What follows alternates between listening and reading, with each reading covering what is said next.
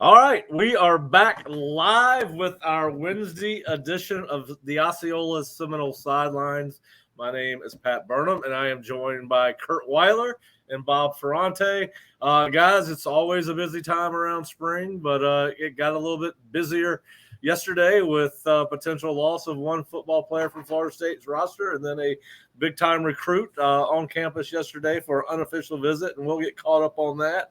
And then, of course, FSU's spring practice number 7 coming back off their scrimmage. Obviously, they were back in full pads in the stadium or in the indoor practice facility because of bad weather, and there were a ton of people in the indoor yesterday. But guys, let's start with the announcement that Derek McClendon, FSU defensive end, has entered the portal, and just get y'all's thoughts, how that impacts, why you think it happened, how it impacts the position, and I will throw up the graphic right now of the remaining defensive ends on Florida State's roster, or guys that we have seen at least take reps at defensive end at some point, either this past fall or this past spring.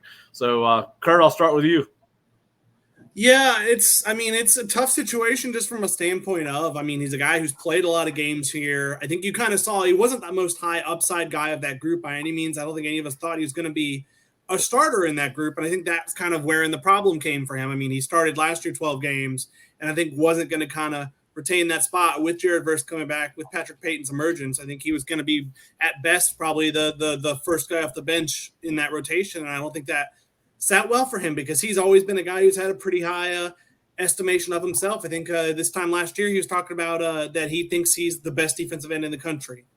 And far be it from me to police what people think of themselves. I think a guy who has gotten to the level he has, you almost have to have a certain level of confidence. But, yeah, I think we can all agree that that's not the case. And so he might – he wanted the opportunity, I think, to go try and be that maybe the guy somewhere else. And, I think it's a tough loss from a depth standpoint. But I think we've seen a few guys we've liked who may be able to be, maybe that fourth guy behind the two I mentioned and Gilbert Edmond. I think Byron Turner, if he's able to stay healthy, is a guy I think I was high on coming in the offseason. I know Bishop Thomas has been getting some work out there after coming in as a defensive tackle.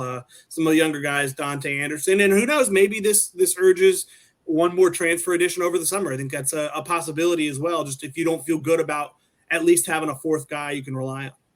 Yeah, Bob, your thoughts on McClendon Lee are announcing he's in the portal. He could make the decision to come back. I don't know how that would go over with Mike missing practice, but why he makes this decision, I don't think it would go over very well. And I think the writing's on the wall, right? But just your thoughts on Derek and how you think it impacts the 2023 football team.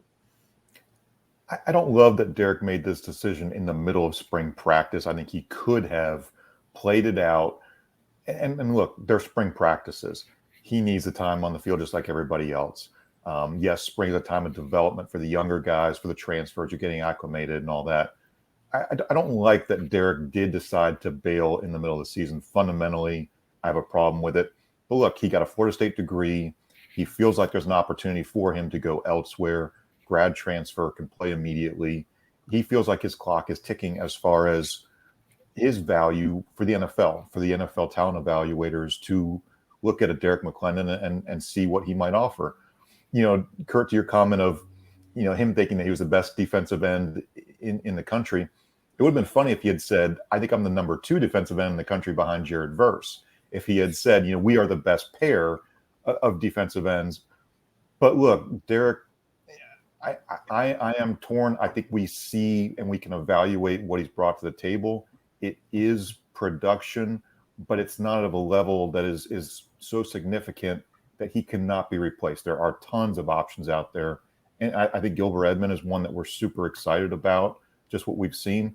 Jaden Jones, if he comes back from that ACL in July or August and is able to get the practice time in, Jaden being one of the top JUCO players, if not the best JUCO player, in this 23 class, what can he offer in addition to the other guys too? So Florida State has options.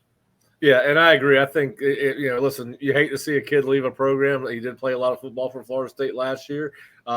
away from the field. Seems like a great kid. I've gotten to know him a little bit. He will talk. He'll stop by as he's walking, leaving the practice field and say hello. But listen, I think you hit on a good point. If Jaden Jones is as good as everybody thinks he is and can come back healthy, this in some regards could turn out to be a wash, right? Because Jaden is hopefully a guy that will be able to come in and figure out his way into that rotation. He was a highly sought after prospect, and his tape is really good. Listen, I don't know if this had to do with playing time, NIL, all of the above, but I think it does hurt, as Curt said, FSU's depth at the position. I do not think I think Derek's a very good football player. I don't know that he deserves to start over Jared Verse or Patrick Payton. And listen, in today's football, the way they play football, particularly on the front four, as Bob, you have said before, it's about rotation, right? Are you in the rotation? It's about how many snaps are you going to play. I think Derek would have played a lot of football for FSU next year had he stayed, and now he's got to go out and find out if the grass is greener on the other side. So, listen, I would have preferred that he's went through, like you said, gone through the entirety of spring, see where he felt about where he stood after 15 practices as opposed to 3. Yeah, it was. What's interesting is when we talked to Derek literally after practice, after I think the last practice before spring break, and he never came back from spring break. You wonder if someone got in his ear, maybe a family member was talking to him, trying to I don't know, but it's an interesting situation because he never came back from spring break. Was never with the team after that. So you gotta be careful who you let in your ears, because most people are thinking of themselves before anything else, even when they're giving you advice. So, you're probably not talking to a transfer portal expert who's saying, "Oh yeah, this school's gonna want you. This school's gonna want you." That's not. I mean, it's Best of luck to him. I mean, by all accounts, always a good interview. I think he played 38 games at Florida State, a big time contributor for a long time, and. It's another. I mean, in some ways, I think it's similar to a Trayshawn Ward situation. You're going to start seeing more capable players who've contributed start to leave because they maybe want to be a more featured player than they have been as a part of a really good team. You're going to start. I think you might see a couple more similar guys after the spring, and Derek just got to jump on it. Yeah. Well, listen, and I don't know. The only my advice to him would have been. Derek, I don't know if you're going to improve your NFL draft stock by leaving to go someplace else. There's going to be competition everywhere. There's most teams that are good are going to be able to rotate people in and out on their defensive line. So in order to, if he's looking to play 60 snaps a game, he's probably going to have to go somewhere where, to be quite honest with you, they're either not really good on defense or not good at defensive end. So anyway, but listen, and we may see and this does give Mike and JP a chance to go out and look at the portal for a defensive end, or do they feel like they're pretty good at defensive end where they are for 2023 and maybe add a high school prospect at defensive end who maybe they did not have a position slotted for. So anyway, as you said, Curt, best of luck to Derek. He was a very productive player while he was there at Florida State, played a ton of football in one of Florida State's best seasons since 2014, 2015, 10-3. I can't remember the last time. I think it was 15, 16. Right? 16. Okay. So 7 years, one of the best seasons Florida State's had in 7 years. And like all these kids, we wish them the best, and it was fun to watch him develop at Florida State, and he will finish his career somewhere else. So let's get to the kids that right now are planning on finishing their careers at Florida State, and those are the guys that we saw practice yesterday.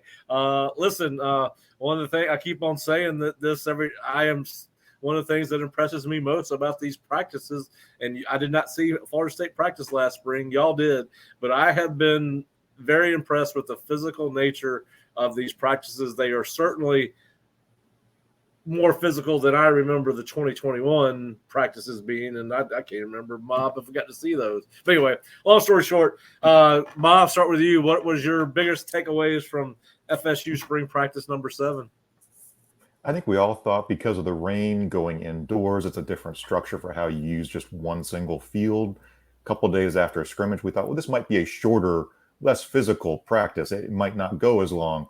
It was physical. It was long, maybe one of the longer ones that we've covered on that, Monday through Friday format of a practice. That was very physical. Io Tafasi, yeah, that guy is really got a quick first step and very, very physical. I mean, we saw him push Casey Roddick backwards and on his butt. And Casey Roddick is, to use Alex Atkins' parlance, a grown man. He may have been a grown man, but so is Io Tafasi in his second year at Florida State. So we're seeing a lot of physicality, a lot of good one-on-one reps, OL, DL, just a lot of good competition. I think maybe people get tired of this storyline, but the competition level has gotten better every spring that I think we've seen from Mike Norvell's program. That's just maybe the natural climb and progression of what he truly wants. But I think we can emphasize that it has gotten better with every spring.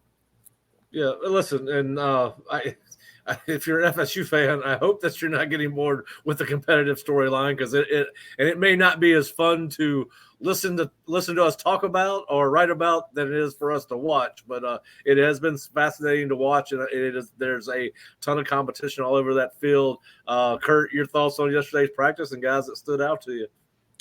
Yeah, I thought it was interesting. I mean, I think Mike Norvell called it spirited. He called it feisty. I think it was maybe the most tense practice they've had this spring. And I mean, I thought it was interesting. He pretty candidly talked about, I came to practice today wanting to kind of push some guys' buttons to see if get them outside their comfort zone and see how they handle that.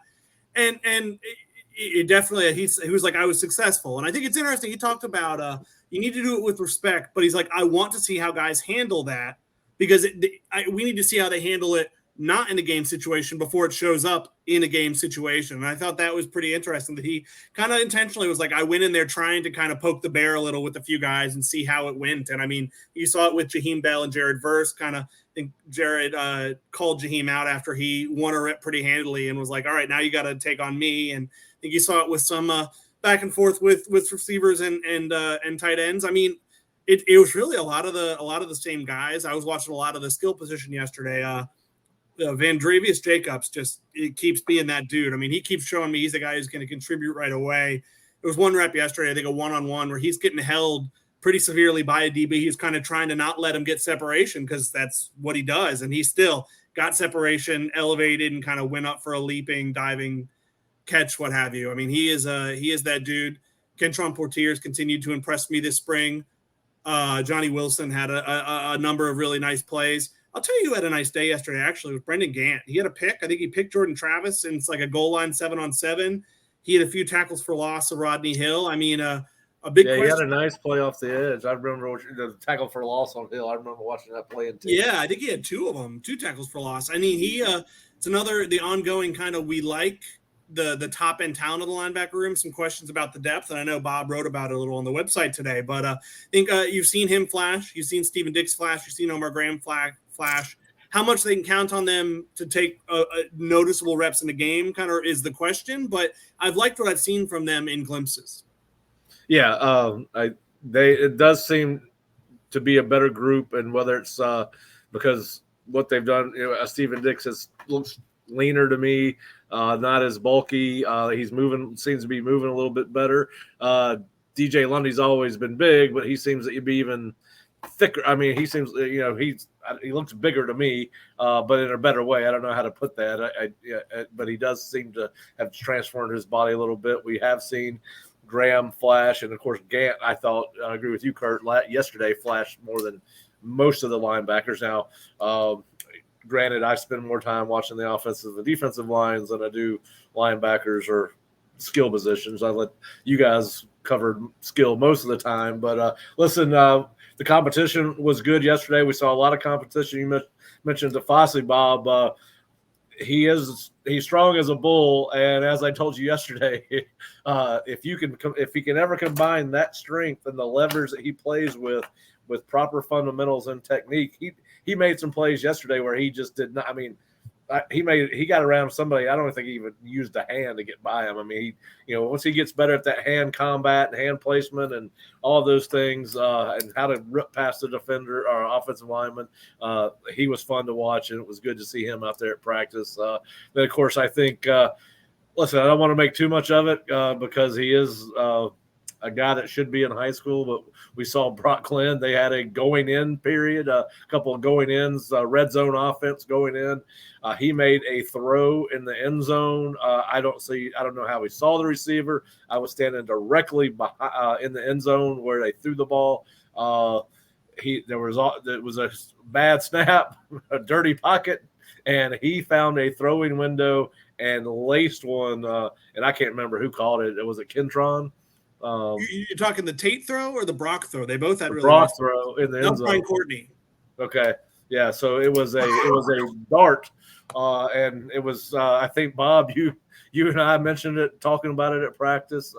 Somebody else came up to me and said, "Did you see that throw?" Yeah. So anyway, these young kids, we talked. I mean, how many times we've talked about Dre Jacobs during these Seminoles? I said Monday, this is one of the more experienced teams that Florida State's had, and we are talking a lot about guys that should still be in high school. So it speaks to the level of talent Florida State is now bringing on campus. He is living up to the all-day Dre, I think was his nickname coming in, Yep. and he is living into that because he brings it, I mean, every day and pretty much all day throughout practice too. I think he ended practice with a touchdown yesterday. Yeah, so listen, it's been this spring has not disappointed. You see guys that have gotten better since day one. Y'all mentioned Jaheim Bell. Mike had mentioned he had gotten more physical. We continue to see that in practice yesterday. They were doing what they call pods, which is a individual block, 1-on-1 or 2-on-2 or 2-on-3. Depending on how they have it set up, but it's basically an inside half line inside period. And he got, I don't know who he got after. I think you may have seen it, Bob, but he took somebody, turned them to got them turned to the sideline, and then they ended up about 5 yards behind the line of scrimmage. There was a lot of commotion. I did not see the play in totality. I saw enough of the end to kind of piece back how they might have ended up there, and that's when obviously Verse said, "Now you gotta go against me." So we've seen Julian Armella continue to get better. He looks better and better with each practice. We've seen Byers. We're very. I think it's only a matter of time before he established himself as one of the 5 best offensive linemen. I certainly think that'll happen by the time they get to LSU and Orlando. I could be wrong, but we do see a lot of competition. So that has been fun. What are you, after seeing yesterday's practice, what are you guys looking forward to seeing tomorrow? Or what's your focus going to be? I don't know if I'm still looking at a specific group, but I think, like you mentioned, Armella moves great feet. Yeah. Jeremiah Byers, really athletic. I mean, we're not giving anything away. The way he pulls, all offensive linemen are going to end up pulling if they're athletic enough to do it. We saw what Alex Atkins wanted to do last year. Dylan Gibbons even was pulling very effectively. But man, Jeremiah Byers moves differently in how he pulls and then engages with the blocker and pushes somebody down the field. I think there was questions about just where certain guys on the offensive line would best fit. Casey Roddick, is he a center? Is he a guard? I think I like him more as a guard. Byers, I think we like as a tackle quite a bit. So I think we're starting to see the cross training is really, really important because injuries are going to happen. You have to have guys, where they feel comfortable enough to take on multiple roles. But it is nice to sort of see, okay, we've seen them in this spot, we've seen them in that spot. We're starting to feel, yes, a Byers can be very much a contributor at tackle. And honestly, that brings up another question down the road when Robert Scott gets back on the field after his injury. Mike Norvell is saying he would be out for the spring. Where does Rob Scott fit in? Tackle, guard, what are his options? So we are seeing a lot of great depth on that offensive line building. Yeah, and listen, there's probably going to be a really good football player on Florida State's offensive line next year that does not start. And listen, it's great to see. It's good for the long-term stability of the program to build your roster that way. We've wondered if it would ever happen, and it certainly finally has. Well, and look at how every one of the last how many years. I mean, how often do you make it through a year with your starting five playing, like starting all 13, 14, however many games? I mean, 2013, I think, may have done it, the Florida State team, and it's kind of part of why they had the year they had, but it doesn't happen often. Yeah. Yeah, listen, we said last year going in that the key for Florida State's season was going to be they could not afford to have injuries at a couple of positions, and they luckily offensive line they had enough depth to do that. Now, obviously, there's we thought Jordan mostly the offensive line had to stay intact, at least your top 7 or 8 guys from last season, and they were able to do that for the most part after Bless Harris got hurt. I mean, that was obviously something that slowed him down a little bit last year, but Jazz came in and did a good job, and obviously Dimitri did as well. Yeah, I'm interested if Rodney Hill can keep stacking good days. I know he was somebody praised heavily coming out the scrimmage, and I really liked what I saw from him kind of watching the running backs a little more closely yesterday. I thought he had a really nice day, caught a wheel route, had a few runs and 11 on. And what I like about Rodney is he can run so many different ways. I think he had kind of a shifty run where he kind of had some of the juke type moves. I know Mike Norvell apparently started calling him Tornado. I think I missed that nickname, but that's a nickname Mike's given him because of how he spins and moves and how effective he is in that way. He can also run tough. I mean, for a not huge guy, he can be a physical runner, and he can also just kind of be a hit the hole and go speed guy. I think he's pretty versatile with his skill set. And I mean, it'll be interesting to see, how high can he get up in the running back rotation? Can he surpass a Lawrence Toafili? Can he kind of be the number 2 guy, maybe even behind Trey Benson going into the fall? Yeah, I think he's definitely making a push. Listen, I'm not.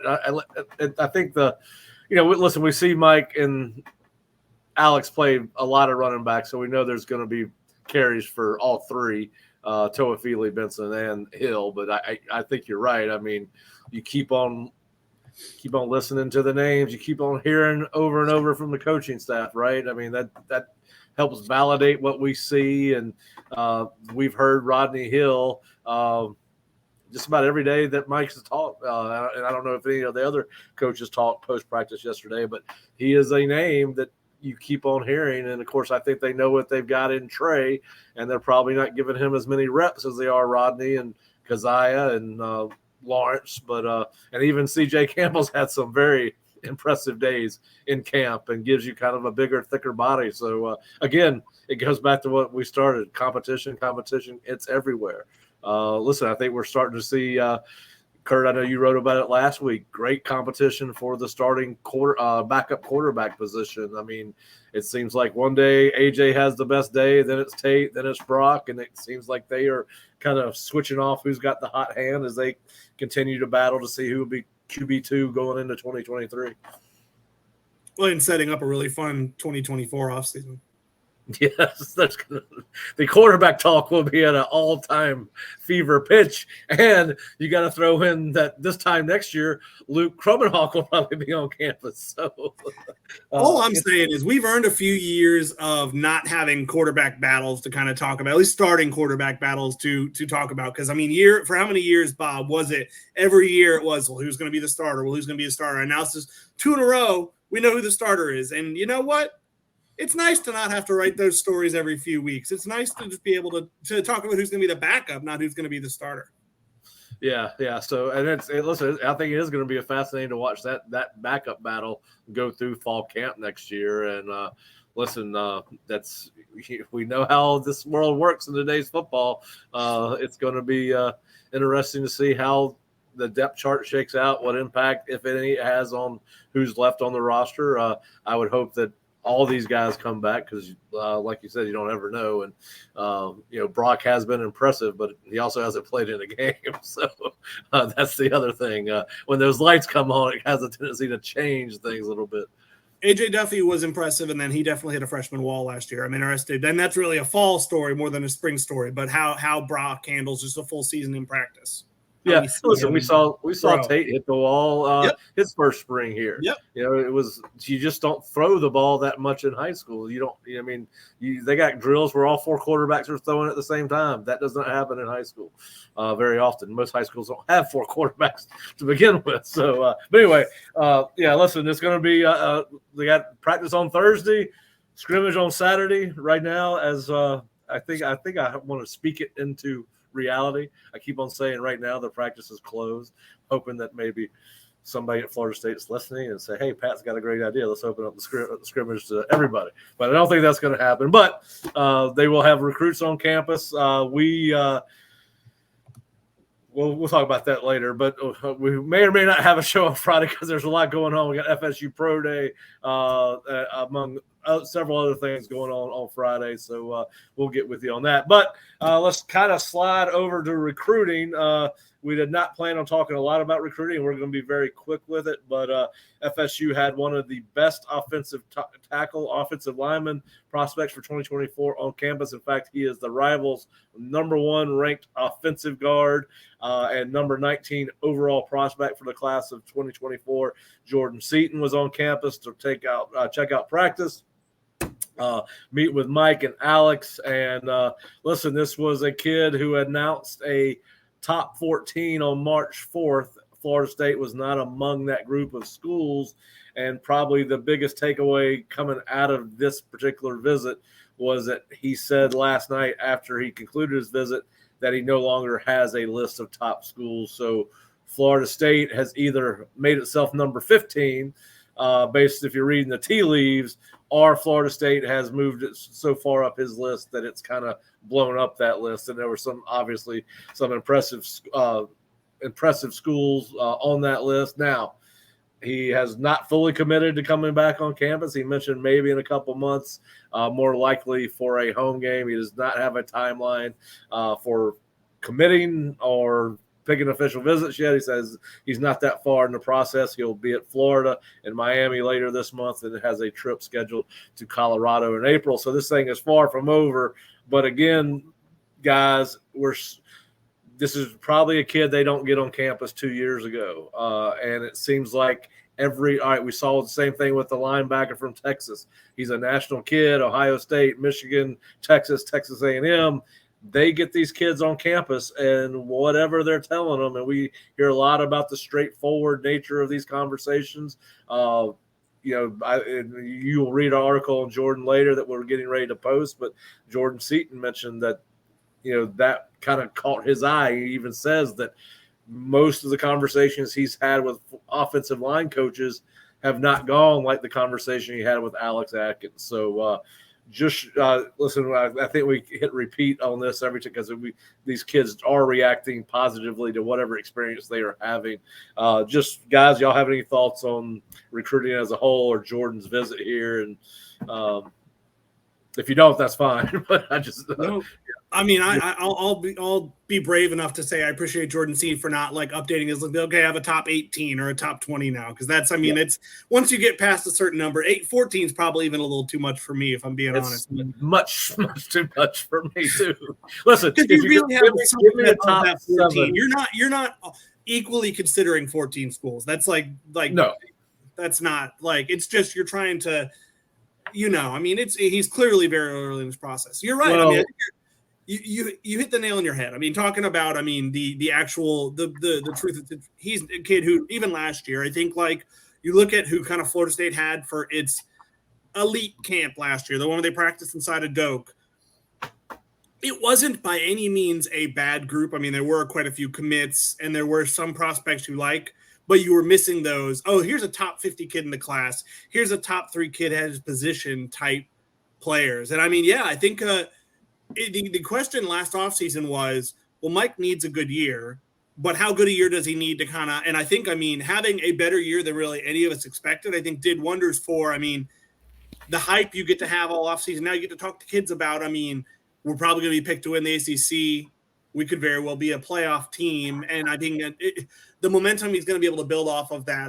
What it should do for recruiting momentum for the next 12 months, even if there are plenty of questions about the 2024 team, I think is going to do wonders for, it's almost resetting the clock of Florida State's relevance, where even if it's not sustained 10-win seasons, you can point to recent 10-win seasons. Right. And that's going to be a big deal going forward. Well, I know you guys have heard Fish and I say this a ton of times, and about every head coach I've worked for has said this, and I've worked for 3 or 4 in college football, and I've heard to a man, winning is the biggest tool in your recruiting toolbox. Listen, they can put on those all white uniforms again, and I hope they do. I think they're 2-0 in white helmets, and I've become an instant fan. But if you win, all this tricked out uniforms, bells and whistles.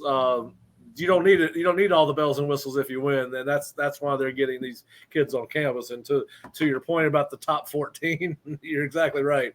When you get down to 5 to 7, let me know, because that, as even Jordan said, I'm not ready to talk about official visits yet because I'm only going to get 5. So and 99.9% of the kids that are going to sign in December or February of next year or this winter are going to sign with a school that they go on an official visit to. So, a lot of these things, when you get a top 14, you're going to see a school that may not fit the rest of those schools, right? You're going to see LSU, Florida State, Florida, Alabama, and then Middle Tennessee. So, and some of that is done because, listen, they have a great relationship with who's recruiting them. They really appreciate the way they've been recruited. So, to your point, there's no way he ranks all 14 teams the same, and no prospect does. It's just not human nature. You don't make selections like that. But anyway, I do think it's fascinating that they were. Listen, we'd been hearing that this kid was going to come on campus. We'd look for him. We didn't see him. Finally, they do get him on campus. And listen, Florida State does have its work cut out based on that list of schools they're competing against, the kids at Florida today. So I was talking to a buddy of mine on the phone that's a Florida guy, and he was excited about the fact that Jordan was there. So anyway, listen, the amount. I'm sure we'll see some highly sought after prospects on Thursday, and we know we're going to see some prospects on campus on Saturday for the scrimmage, and we will do our best to bring you the coverage of those recruits being on campus on Saturday and Sunday. It is a closed practice, so we will try to do the same thing we did last Saturday, and hope you enjoy the coverage there. All right, guys, so we've kind of hit football. Baseball kind of got I don't know, is it a good thing that it got rained out yesterday? Yes. You guys are. I know, Curt, you had an article on Monday. Talk to us a little bit about I know that you've canceled your tickets to Omaha. So no, I never had tickets. I know. Let the record show there was. I did not think this was an Omaha team. Did I think they'd be 12-12, 24 games in the year? No, but yes, I think it was 100%. I mean, Bobble, I think will agree with me. A blessing in disguise, maybe not even in disguise. That Florida game got canceled. I can't imagine, given recent events, that would have gone well for the Seminoles. Who knows? I mean, they were up 5-1 against Florida last week before things crumbled on them. But I think a reset going into the Miami series this weekend will be a pretty big deal for them and should help them out a bit. I mean, as all hope is not lost, but definitely morale is at kind of an all-time low. I mean, it's crazy when you put things in perspective. I went and did the research. I wrote that column after Sunday's game. I didn't even kind of bother with the game story. Bob and I consulted on that one. But it's crazy. I mean, this is what Florida State baseball is over 70 years. And 1948 was the first season. So this is what, I think 75 years. I'm not good at math. This is the furthest into a season Florida State's ever been 500 or below at 12-12. I mean, it speaks to a remarkable consistency of a program. And obviously, I don't think Link Jarrett's at fault for much of what's happened. I think it kind of years of how things fell off under Mike Martin Sr. and didn't improve under Mike Martin Jr. I won't compare it to football again because some people on our board did not care for that comparison. But it's a bad situation. But I think I'm still quite confident long term in Link Jarrett. Nothing's changed that through the first half of the season. I think they've just been, on top of having a thin roster, they've been unlucky, and that's a bad combo. Yeah, listen, as Bob and I were talking on Monday, there's a reason Link's here, and it's not because the program was headed in the right direction. And I know that obviously, most people, I've started following Florida State baseball in about 1982 or 83 when we were living in Arizona and first started learning about Coach Bowden, and they were playing in they're hosting regionals and all those things. And I can remember when Paul Sorrento was playing for them. I mean, but we've been spoiled as baseball fans at Florida State, right? I mean, they've been so good for so long, and you mentioned all-time low. That is saying a lot. And I agree. I mean, you got to give Link time, just like you had to give Mike time to put his stamp on this program, get the culture that he wants to build. You're at a place where you can turn around a program pretty quickly at Florida State. I think so. I think some of the things that they can potentially turn around in these next 30 or so games, play a little bit better defense. I mean, honestly, a lot of these games have gotten out of hand because a throw was off the mark, and it may have gone down as an error. It may not have gone down as an error. It's all at the discretion of the official scorer. But 32 errors in 24 games is not a formula to complement a pitching staff that is really young, not very experienced. And let's be honest, even if you are an experienced pitcher, getting out of jams where you're giving up an extra opportunity, a fourth out, added plate appearances and all that, it just compounds the issues. I think we've seen, I don't want to go all optimist, but that Friday game up at Virginia, they were one strike away. They were one really good pitch. And the walks built and the errors built, I get it. But something in me just thinks if they got a win every now and then, especially in a Friday of a series, would Saturday or Sunday potentially be playing out a little bit differently just because you got that confidence of a game one win? Maybe not, because you just don't have the pitching depth. But I do think this is a team that probably feels snake bit based on the injuries. Wyatt Crowell hasn't pitched in a couple weekends. We'll see what's to happen there. I think this team needs some wins, needs some true confidence just to see what they can accomplish. What is it? How much confidence do we have in this team? Right now, not very much. But I think, can they get healthy? Can they stay healthy? Can they defend a little bit better? I think those are some of those big questions that we still have for this team. Well, the schedule is not not set up right now for a tremendous to go down to Miami, Mark Stadium, and you got to take on the 7th-ranked team in the nation. And listen, I don't know. It's a rivalry game, of course. I don't know if rivalry games in baseball can you build the same momentum in baseball that you do in a rivalry game in football? I don't know that. But yes. Anyway, anything is possible. And, what would you guys deem as a successful trip to Miami? Is it getting one, or is it taking a series at this point? Honestly, I would take one win. Yeah. I would love to see Wyatt Crowell back pitching.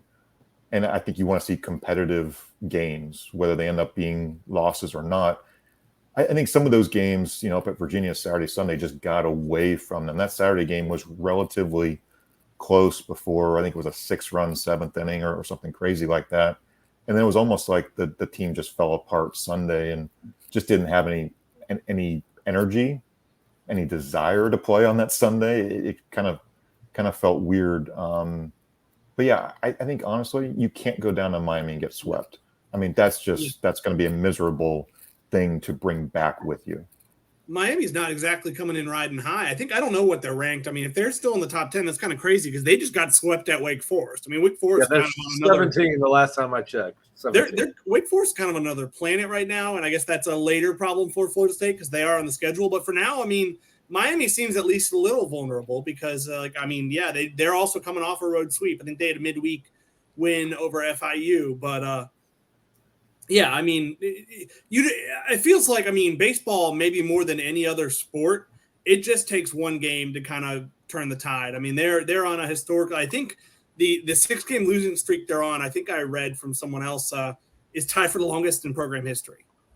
As crazy as that is, I think if they lose, and you were right, Curt, they have fallen in that they were 17 on Monday. They are now the 23rd ranked team in baseball. So the polls have been updated. But you should be able to take one in theory. I mean, we've seen what this lineup can be, and we saw what this lineup was against a very good TCU pitching staff. It's not to say that we think that like kind of the early season success was inflated in any way by purely just going against lesser teams. So we've seen what they can be. I mean, we've seen what James Tibbs can do, and he's been, I feel like, one of the bright spots in. I mean, the offensive struggles he's kind of kept mashing, but he can do that. Jaime Ferrer, Cam Smith. I mean, we didn't see McGuire Holbrook over the weekend, but we saw him against Florida. I mean, with Diamez Ross back, with him back, you've seen what Ben Barrett can do. I mean, the guys are there, and we've seen the pitchers happening. Jackson Bowmeister almost feels like he's alternating good, bad, good, bad, good, and he had the good. Now, can he string 2 in a row together? I mean, on we're assuming Friday, and that could really set a good tone for the weekend and maybe give Florida State a chance to win the opener. And from there, everything else is gravy, I feel like. Yeah, listen, I think it's going to be fun to watch this series. Florida State Miami is always fun to watch in just about any sport, really. There's so much, I don't know if I want to say hatred between the two, but certainly yeah. I mean, I don't like them very much. So anyway, and then, of course, we got softball. They're just kind of doing their thing, rolling along with another great season. Took 2 out of 3 at Duke, and are going to have Georgia Tech in town for a 3-game series. And Bob, anything stand out to you about that series? Anything? I mean, Georgia Tech, they're unranked. I don't know if there's anything that stands out about them, but anything that you would like to see other than a sweep? Sure. How about a sweep?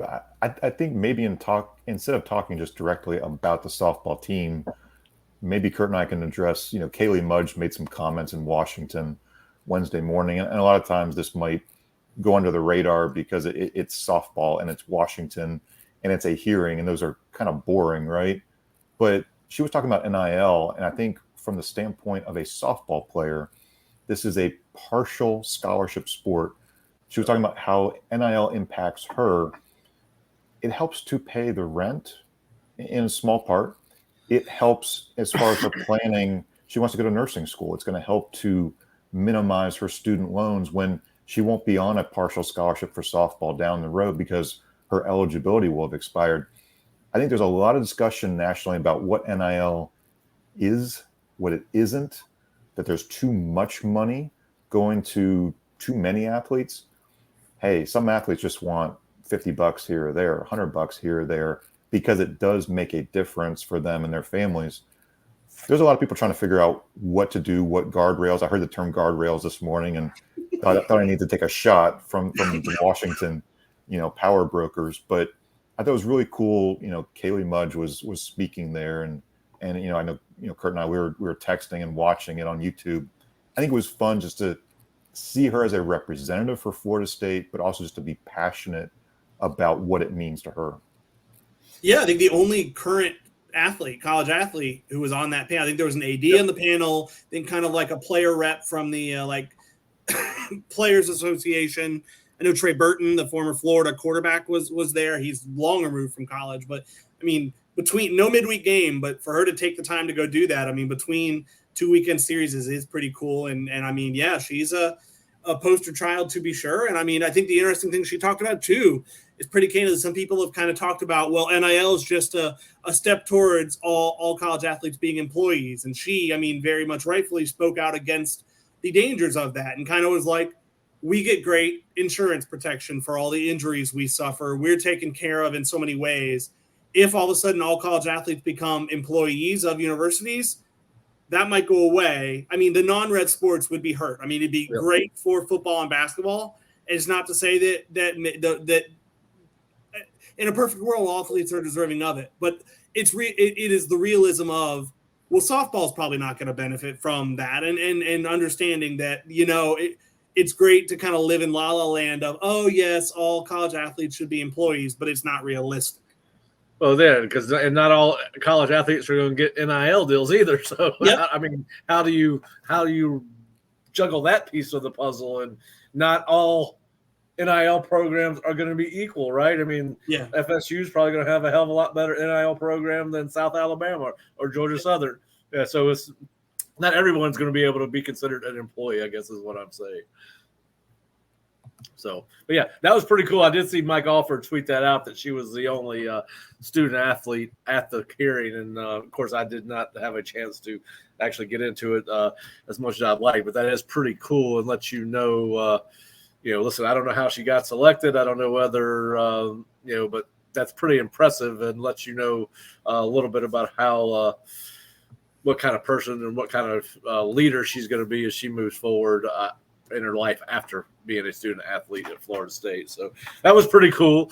All right. So let's move on to some things that aren't so Florida State centric. We got the Final Four going on this weekend. Guys, we have the one thing that we do all share in common on this particular set is we are all Atlanta Braves fans. And first of all, they just came out with a report that the pitch clock, look, Kurt's he's already ready for the postseason.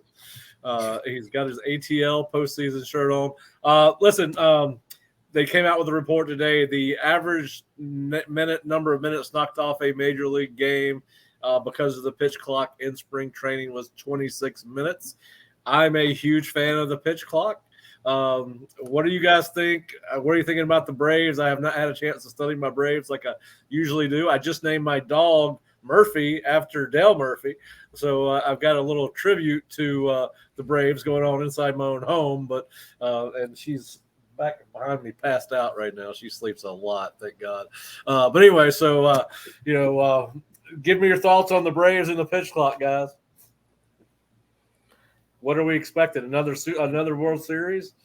It's definitely possible. I think if you look at the odds, they have like right among the best odds with like the Astros and the Yankees. I mean, I think they're favored to win the division. They're going to be good. A fan of the Sean Murphy edition. I mean, love what they have on the mound. Love really what they have everywhere. I think this could be a big year for Ronald Acuna bouncing back. It is a shame. I mean, you don't want to see the injuries. I know the injuries to the Mets and Phillies, the Edwin Diaz and Rhys Hoskins, helped the Braves by we've been on the other side of that when Ronald went down. But yeah, no, a lot to like about them. I'm not sure I'm going to outright predict a World Series. That feels bold, but would I be stunned? No, not at all. All right, Bob, what about you? After all those years, I remember those mid-'80s teams, and I would just beg for a not 100 loss season. Just Prokhorova was a catcher. Rafael Ramirez. I can name those whole 80s rosters. Darrell Chaney. Yes, those were hard years, Bob. Yes, Bruce Benedict. We can go on and on. We don't. I also remember the mid-'80s. No. Glenn Mother Hubbard. Oh, yeah. No. All right. So let me ask you this: plus or minus 90 wins. I think the number's 100. They won 100 last year, and I think they got better this offseason. Right. So I think the pitching is legitimately good. I mean, Strider, Max Fried, Kyle Wright's injured to start the season, but we'll see where that plays out. He's supposed to be back before too long. And then Soroka, who knows with that Achilles, how much of a contribution he can give long term. What do you think? Yeah, I don't know. It'll be interesting to see. Other guys, though, Jared Schuster, I think, was a surprise. He's a Wake Forest kid, another ACC representative like Spencer Strider from Clemson, who's going to start early in the year. And I think Dylan Dodd was another surprise. They continue having those young guys who surprise, and you hope it translates over to the regular season. Yeah, I think we need to schedule a post-spring practice trip to Atlanta for a game. Have an Osceola day at the park. See if we can get Jerry to sign off on that. They normally do the Florida State day. They give away the garnet and gold hats. Let me look up when that is. There's a garnet and gold Atlanta hat, huh? I did not know that. They normally do let's see if I can find it real quick. All right. Well, listen, while Kurt's doing that, I do want to talk about the Final Four. We're all fans, and of course, I think we're all pretty disappointed that Miami's in the Final Four. Although I do like their head coach. He's very entertaining and have been somebody I've followed since he had that great run at whatever that little school was, and George Mason up in the DC area. But anyway, he's kind of animated in his press conferences and kind of looks like but obviously. Obviously, I think none of us want to see Miami win the national championship, but how do you want to see them lose it? To me, the best possible scenario is that And listen, I'm pulling for the FAU San Diego State winner regardless. But what I think would be funny to see as a Florida State graduate that has almost no love for Miami, other than I know got some good friends that went to Miami. But I would like to see Miami beat Texas in the first semifinal, and then I would like to see FAU win the second semifinal. Then I would like to see FAU win the national championship against Miami, as Miami is turning into the basketball mecca, or Miami's turning into the basketball mecca of Florida, and Miami's turning into a basketball school based on everything we've seen from its football program last year. But in fact, I think what they probably ought to do is move Miami basketball games to Hard Rock and Miami football games wherever they play Miami basketball. That's what I would do. So anyway, I want to see FAU beat Miami. That's how I want to see this whole thing end. Do y'all have any strong feelings on the Final Four? I would love to see Florida Atlantic go all the way. I think this would be just one of the coolest stories to see a really small school. Todd May's got kind of a cool backstory. He was a Florida assistant coach and got, brought down to Boca Raton. We always kind of look at that as the beach school, and how much does that school, that student body, care about athletics. I think they're clearly very, very fully engaged now. And, my dad is a Florida Atlantic grad. He got his bachelor's and master's there. So I'm kind of pulling for his boys, his Owls, to pull one off. Yeah, I'm with you. Curt, any feelings on the Final Four?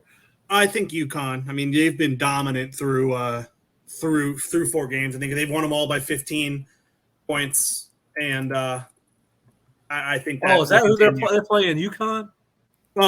Miami's playing UConn to start. Oh, okay. FAU's playing San Diego State. Why the hell did I think Texas was still in this thing? Miami beat Texas, right? Ah, there we go. All right. Yeah, they were. I thought they were going to beat Miami, and they didn't.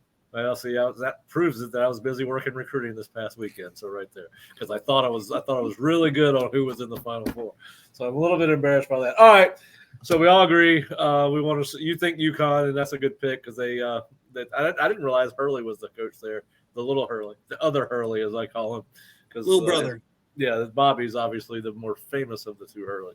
All right, so Fish and I kind of we have random topics we talk about, and 2 of the topics we've talked about are Aaron Rodgers and Lamar Jackson. If you guys, we just do this for fun because we like all aspects of football. Do you think Aaron Rodgers will be a Jet by the time the season starts? Yes. Yeah. Yeah, for right, sure. So y'all are see, I told him I'm not touching him unless he guarantees he's going to play for 2 years. I don't think you bring him for 1. And then this Lamar Jackson thing just continues to be fascinating. He's now requested a trade from the Ravens, which you essentially did that when you did not sign the tender exclusive at $32.4 million. Does Lamar Jackson play for the Ravens in 2023? And is there any possibility that he ends up at the Jets? Ooh. I don't think there's any roadmap that keeps him in Baltimore. And I don't know how many quarterback jobs are really out there. I mean, would Atlanta take a flyer on a Lamar Jackson? Atlanta's committed so much money. Atlanta's had like a really good spring training. I mean, added Calais Campbell today. They've done really well, not spring training, free agency, that I'm not sure they kind of are still willing to commit money. I wouldn't mind them going after Lamar by any means, but. Yeah. I just think it's fascinating that 2 of the best quarterbacks on the entire earth are not currently with a team. I mean, you could say obviously Lamar's still on the Ravens roster, but he's not happy about it. It doesn't sound like he's going to be anytime soon. But anyway, it's just fascinating to me how that whole thing has played out. And listen, there was ripple effects from the Deshaun Watson contract, right? Nobody wants to sink that kind of guaranteed money in. Is he worth more than $32 million based on what quarterbacks are making? Yes, but listen, I know that he came back today and said something about he's more durable than people give him credit for. And listen, with his style of play, he's going to be prone to injuries. I don't think you want to take that away from him. And I think that's one of the reasons that Baltimore is leery about giving him 5 years worth of guaranteed money more so than 3 years of guaranteed money. But anyway, all right, enough about that. Bad news. I don't think we're going to be able to go to the Florida State Braves night because August 14th. So we will be buried in spring camp or in preseason camp by then. But you can go look. I mean, so they do have a ticket. They're playing the Yankees. It should be a great game. And so it's not a hat. They changed it. Look at this. Look at this Tervis they're giving away. Oh, very nice. Oh, yeah. With tickets. Nice. You can buy like ticket packages that come with those. And so you're going to have to teach me how to put pictures on this thing. I didn't know we could do that. Yeah, I uploaded it. I'll show you how.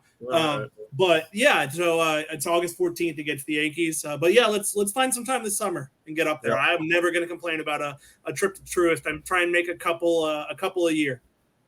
All right, well, guys, what do we got coming up for the rest of the week besides football coverage? What are our listeners and viewers need to know about?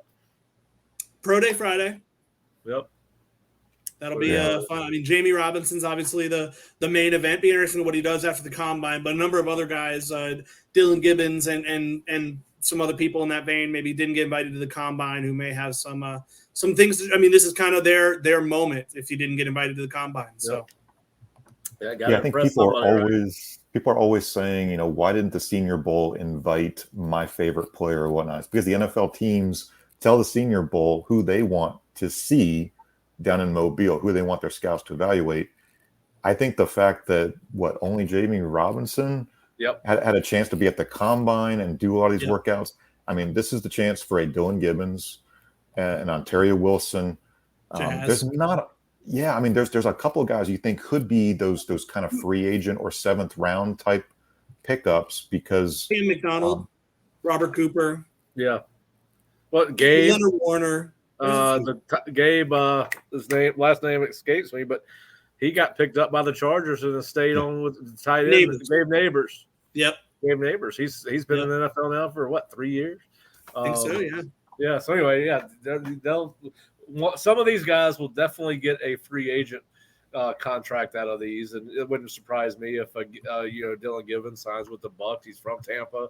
That would be a good signing for the Bucs. So there'd be some interest in that. So it'll be interesting to see. And listen, to your point, Bob, why is it so and so? I don't invited to the Senior Bowl or this bowl or that bowl or the combine. I think people get so narrowed in on their team and who's on their team. They think their best players deserve to be at the pro at the combine, but I don't think people realize how many good football players there actually are across the country. And you see a lot of guys that aren't from brand programs that get invited to the combine and these Senior Bowls just as much as you do see the brand name programs. But anyway, it's a big day for those guys. Pro days are actually kind of fun. I got to be a part of a lot at USF, and it's fun to watch how these guys are put through these drills, and it's fun to see the NFL head coaches and assistant coaches and GMs are there, and you kind of get an idea of, particularly with Jamie, because he is you'll kind of get an idea who's really considering him based off who is there from each individual organization. Well, and not to take away from this year's pro day, but it's hard not to think ahead to next year. I mean, next year's Florida State could very well be like one of the ones where there are multiple head coaches and kind of one of the premier pro days with how many guys came back this year who probably won't come back again or will be out of eligibility. Yeah, so it's going to be fun to watch. I know you guys said something about our vantage point wasn't the greatest. Where is our vantage point for pro day? It's toward the sideline. Yeah, I mean, the NFL Network cameras are basically in the middle of the field. Right, the scouts get to be there. Yeah. We do not get to be there. I think it's funny. I have to remember, I might ask Jamie tomorrow. I was talking to Jamie, I think, at last year's pro day. She was there watching, and he talked about, I'm going to run this will be me next year, and I'm going to run this number. I forget what the number was. I don't want to misrepresent it, but be interesting if he runs. I know he did at the combine, but. Well, I guess I'm going to have to see if Ari will have me on a guest on the ACC network coverage of the pro day because I could have a better seat. I think that's doable. I think he ought to be a team player and invite each of us up there for a small 30-minute segment. We can hang out with him. I don't know who else is going to be with him up there. I don't know if it's going to be EJ Manuel or whoever will be. I don't know who's here for ACC network. But anyway, we'll have to see if Aria can hook us up with a little bit better viewing area. All right, so a lot going on. Always want to appreciate. Listen, how much quicker are we when Jerry is not on the program? We are under an hour still. I mean, Lord have Any mercy. quick before you can still say that. You got 30 seconds. No, I'm trying to get us out. We're gonna go a little bit over an hour, but hey, we appreciate you listening, watching, whether it's podcast, video cast. If you are not an Osceola subscriber, please go to theosceola.com or floridastate.rivals.com, and it'll take you to the same place. But check us out. We've got a lot of good content on spring practice, baseball, softball, the Booster Club tour. Mike Norvell spoke on Tuesday. Jerry wrote a great column on that. Kurt's got his column on the baseball team. We've got practice reports, recruiting reports, all kinds of things at theosceola.com or floridastaterivals.com. And we know we'll be back next Monday for sure on Seminole Sidelines with Pro Day. We may not be here on Friday, but we will certainly keep you up to date on that as well. But we have not made a executive decision on that yet, but we will let you know. But thanks again for tuning in. For Kurt, for Bob, I'm Pat Burnham, and we will see you either Friday or Monday. Y'all have a great day.